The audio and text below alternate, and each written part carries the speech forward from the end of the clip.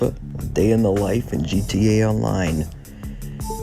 In case you missed my part 1 video, this here is the girl, or Stephanie if you prefer, the queen pin of the GTA Online servers. Continuing to work her way up in the world, this is the story of how she does it. Enjoy. So, picking up where we left off last time, if you missed that video, I'll put a link in the description just in case. I said that I was about to spin the wheel and to see what we get. It turns out to be some RP. Not bad, but I would have preferred cash. So yeah, I collect that and go upstairs to change my top because although I picked it because I don't wear those muscle tops often enough, it just doesn't really go with the pants and the boots, I feel like. And with that being done, I was in the mood to do some free roam stuff for just for fun / to accumulate more cash in RP. So I joined on call with the Transform series, and while I wait for the lobby to fill up, I decide to watch a little in-game TV. Yeah, remember that Steve Haynes guy? I killed him as Trevor Phillips once. But anyway, I load into the lobby and I am underway. I ready up as soon as I can because I'm pretty sure you get benefits for readying up before the timer runs out. Correct me if I'm wrong, or don't, I don't care. But yep, finally about to start pipes. And long story short, I win first place in a landslide. I do enjoy these Transformers series because not everyone at this point in the game knows how to fly an aircraft, whether it be a jetpack, helicopter, or jet planes. It's fun playing with noobs, what can I say? And then I do another race. Should have been yet another easy first place victory, but I stupidly make too sharp a turn into what I thought was my turn, and then I end up getting bumped down to second. And if you didn't think it could be bad enough, watch this.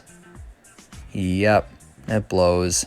But, yep, guess I'll have to settle for third. Still make quite a bit of money off that, but not really sure how I got 10 job points because that was just terrible. But anyway, for the third match, I vote to do the one where you need to use BMX bikes for the first stretch, since apart from not knowing how to fly, in addition to that, not everyone knows how to, not everyone has 100% stamina in this game. Before I cross the finish line for the first time, someone attempts to, I believe, fly the plane right into me, but then completely misses. And as you will see at some point, he also abandons ship, as in leaves. And I salute my fellow competitors as in a way of thanking them for sucking. Just kidding, if you guys are watching. Hope all is well with you guys if you're watching this video. And for the fourth and final race, I pick a match titled Size Matters. And I get beaten out of first place by someone who is driving an inferior class of motorcycle. Not bad, all things considered. He has my respect. Anyway, after depositing my winnings into my checking account, I am finally ready to purchase that submarine. Didn't really do anything to it apart from change the color and the flag on the front to American. I set a waypoint to the submarine, but on my way there, guess what catches my attention? It is an exotic vehicle. And I'm like, well, at least it's not technically on the other side of the island. I mean, the pier is on the east side, and my submarine is on the west. Not too bad. So I set my waypoint to the pier, and I am off. And upon delivering this fancy-ass car in pristine condition, I gain wait for it, 20 grand. Yep. Rather than setting my waypoint back to the submarine, I set it to the pier since I was fairly certain that there would not be any boats to drive over to the submarine.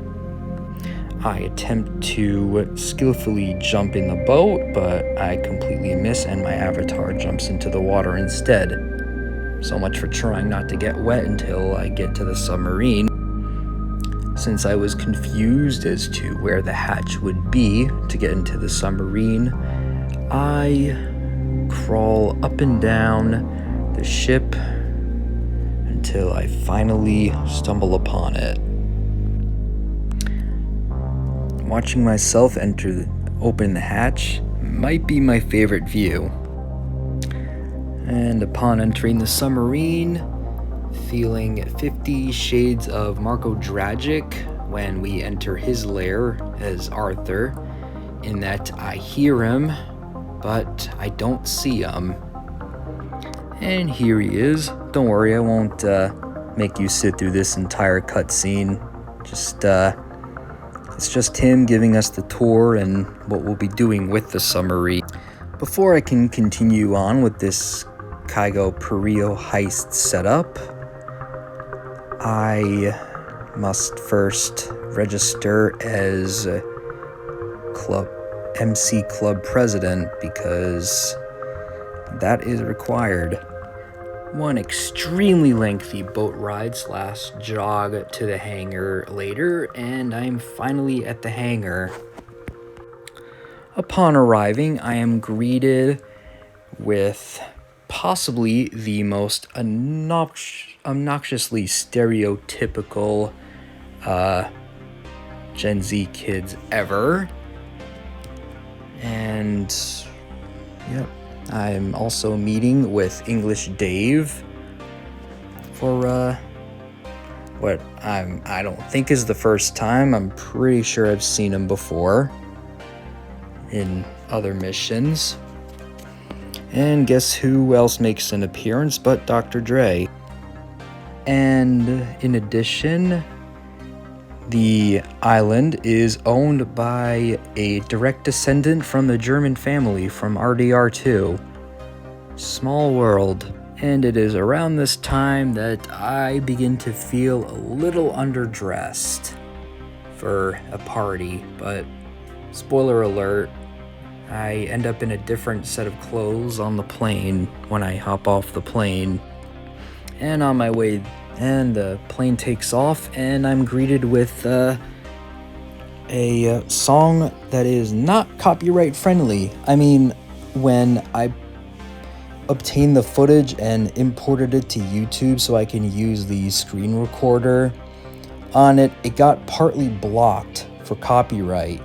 I mean, it didn't really matter to me one way or the other since I was gonna wipe the audio anyway, and the video is private, but I just found it amusing, especially since Sony's system software pretty much gurgles all the music in clips. So this was a bit of a weird anomaly, but anyway, we finally land and another really long cutscene ensues.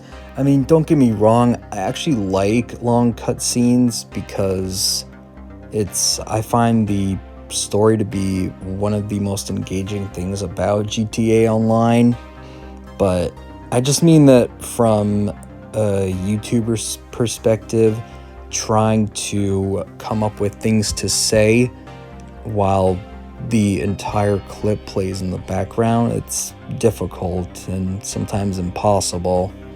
But yeah, anyway, I won't bug you with any more than I have to. You know what this Jeep kind of reminds me of? The part in the Black Ops 1 campaign where Woods, Mason, and Hudson were in Quezon and they were riding in that Jeep together. This is exactly what it reminds me of, only difference is there aren't any missiles or weapons being fired on us yet. Just kidding, we make it to the party safely. Before looking to explore the island a little bit, I decide to indulge myself in a little dance. Hey, I never claimed to be good at it, alright? I'm a merc, not a TikTok star. This rock looks impossible to climb, but I get up there, and guess what? It spawns me right back on the dance floor. Apparently, the game doesn't want me trying to hop the fence. It somehow wants me to get past the guard. Anyway, not entirely sure whether it was luck or incompetence on the guard's part, but I slipped past the security at the front gate and make my way out. All things considered, I made it pretty far on my first attempt, but apparently the tree didn't provide enough cover, and therefore I was knocked out and thrown back into the party. It's a good thing they have instructions not to use lethal force on guests, but unfortunately it forces me to start all over again. Well, you know what they say, if you're gonna fuck up, get it out of the way early. Ow, mister, that's my boob. And boy, you gotta admire Stephanie's persistence. Upon making it halfway across the other side of the island, Pavel gets the idea to hack into the comms tower to get a better lay of the land.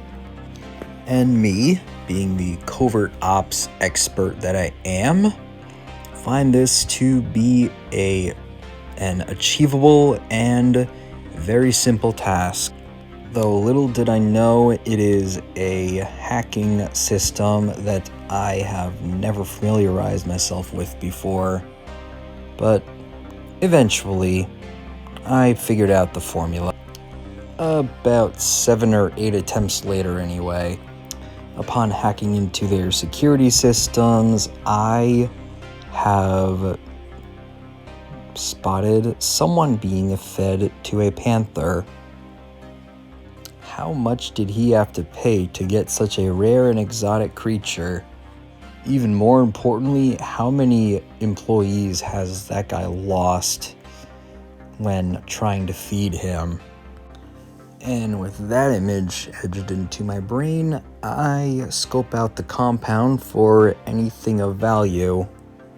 It takes a few times, and I know for a first time attempt there is sure to be a lot that I'm going to miss, but I do acquire a location of quite a few of these things, including the priority safe we have to loot. I'm a pretty thorough person, so I don't miss much, but as you're going to find out when we do the heist, it won't be a matter of missing anything, but rather being able to access it. After going through all the security cameras, I opt out. I feel like it should be easy enough to parachute down to the next destination, which is the southeast pier. But no, apparently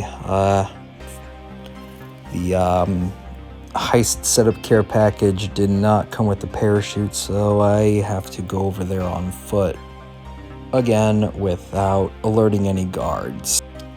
After doing some mountain climbing and a little swimming, I make it to the pier, and while it may not matter because, spoiler alert, I don't end up using this spot during the heist finale.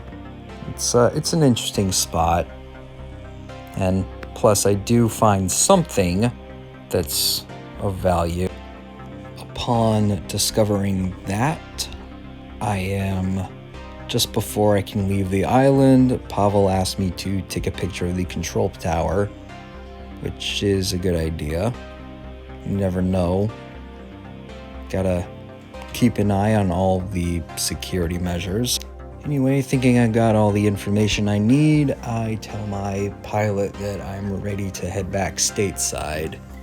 But anyway, guys, if you enjoyed the video, be sure to leave a like and subscribe, since I am trying to get to 100 subs by the end of the year, and just as well because you're not going to want to miss any future, whether it be near future or distant future content. Trust me. So I hope you're having a good day or evening whenever you're watching this, and as always, I'm saying peace. Later, guys. See ya.